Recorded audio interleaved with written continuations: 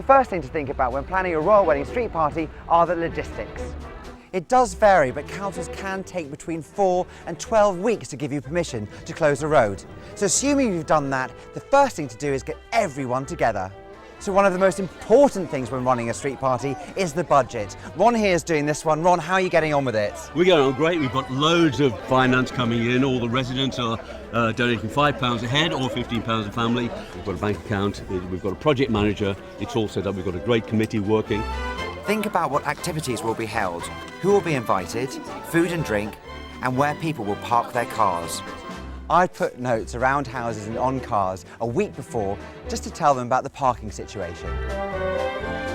And finally, remember your neighbours' needs. Some of them might be a bit worried about the noise or what the party's going to be like, so make sure everybody knows your plans.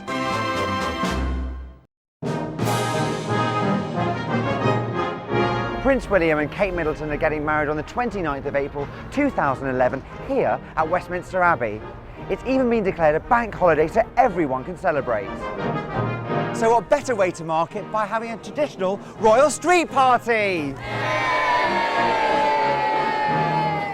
Street parties started in 1919, held in July as peace teas, a celebration of the signing of the Versailles Peace Treaty after the First World War. And they've gone on to celebrate major royal events and local celebrations. So Ron, street parties are a really big tradition in the UK. Why do you think that is?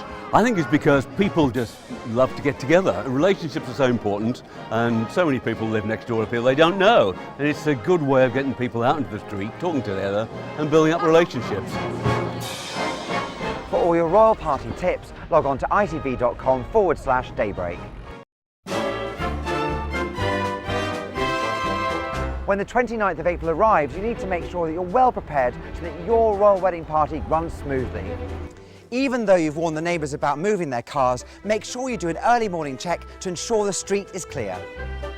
Make a checklist. Food, music, bunting, make sure that everybody has an allocated role. And don't forget what you're there for. Make sure you have a place to watch the actual wedding. So Caroline, where are you actually going to be watching the royal wedding? Well, there'll be two locations. We'll have a big hall next to the church where we'll have big screens, and the pub locally has also agreed to have big screens, and people will be able to watch it free there. But I'd say the easiest option is to have the party after the wedding. The ceremony starts at 11 o'clock, so it's like you're having your own wedding breakfast. And finally, don't forget the clear up plan. Just as you did before, allocate jobs for everybody. And remember, recycle. For your full royal party pack, go to itv.com/daybreak. Food is always the centre point of celebrations, and when it comes to your royal wedding party, my top tip would be to keep it as simple as you can.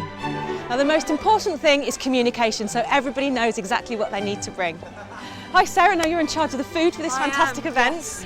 Yeah, we've decided to go for a traditional afternoon tea. Lovely. So we'll be providing various things sort of that we've bought centrally from the budget, quiches, sausage rolls, those sorts of things. Yeah. And then we're asking everyone to bring some sandwiches and some scones on the day so that we can go for the full clotted cream jam. Oh, how lovely. And so what sort of tips would you give to people if they're planning their own party? So we've got a food committee that feeds into the main committee as well. Wow. And then we've got email, we've got the website, and all the information's on there.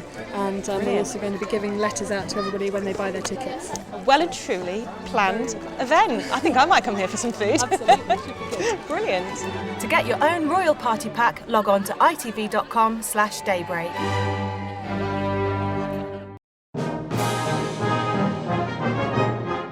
If you're planning to mark the royal wedding between William and Kate on the 29th of April and haven't got permission to close your street, don't worry, you can still celebrate.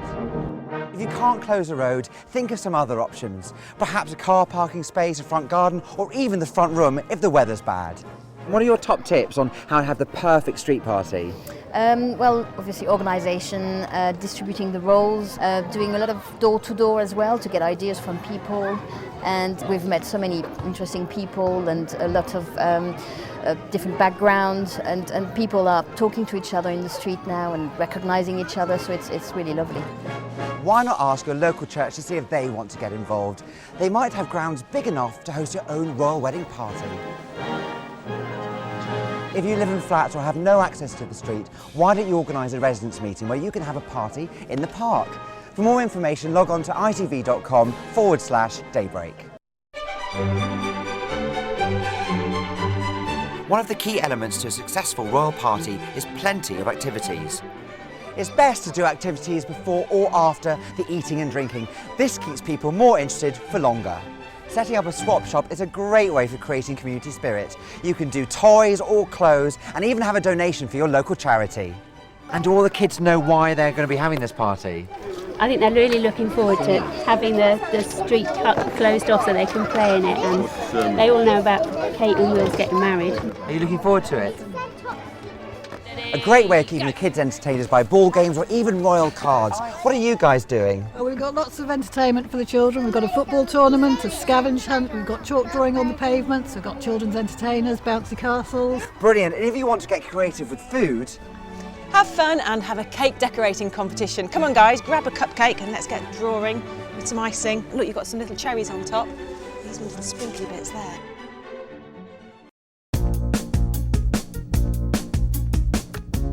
Cupcakes are a perfect party treat, especially for the kids, so why not try my regal recipe of red, white and blue.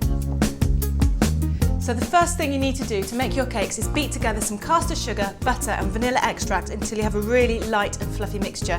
Now the next stage, you just want to add your eggs one at a time with a spoonful of flour with each one, just to stop the mixture from curdling. And then just add the remaining flour and a couple of tablespoons of milk,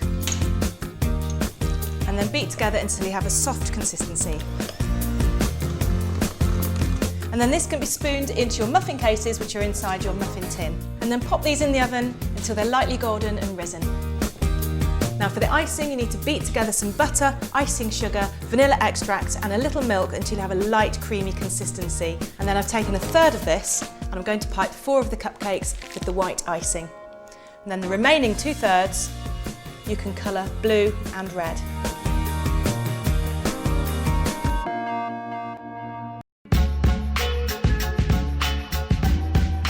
This morning I'm going to show you how to make some really lovely English muffin pizzas which will be a sure hit at your royal street party. Now first of all I'm going to make the sauce, so in with some tomatoes, tomato puree, dried oregano, caster sugar and some olive oil. Place over a low to medium heat for about 10 minutes until the sauce is nicely thickened and reduced in quantity by about half. Now once the sauce is done, you want to spoon on top of your muffins which have been halved and lightly toasted on both sides. And then just add your chosen toppings, depending on who you're cooking for and whatever ingredients you fancy, it's entirely up to you. You could do ham, pineapple and cheese for the children, or if you want to do a nice vegetarian option, you could use some cherry tomatoes, courgettes, some mushrooms or even some red pepper. And then scatter it with some cheese, and then once they're all done, you just pop them under the grill until they're lightly golden and the cheese is bubbling. And the best thing about these pizzas is that they're delicious eaten both hot and cold.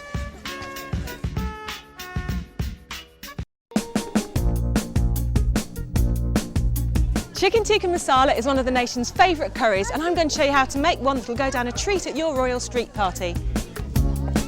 Now first of all you need to take some diced chicken breast and mix it with some natural yoghurt and an either bought or homemade tandoori paste. Once mixed, place in your fridge overnight to marinate and then it will look like this. Pop in the oven for about 15 minutes until just cooked through. Of course for full recipe details you can log on to itv.com/daybreak. And then while the chicken's cooking, you can make your tikka masala sauce, and for that you'll need to put some chopped tomatoes, some cream, some garlic and some ginger into a blender and then just liquidise until smooth. And then into a hot pan with some cooked onions, I'm going to add the spices. In with some chilli. Now it's best to keep this curry medium to mild, but you can make it hotter if you want to. And then you want to add your cooked tandoori chicken pieces, the tomato cream and some hot water. And then once it's come up to the simmer, leave it to cook for about 10 minutes before serving piping hot with plain basmati rice.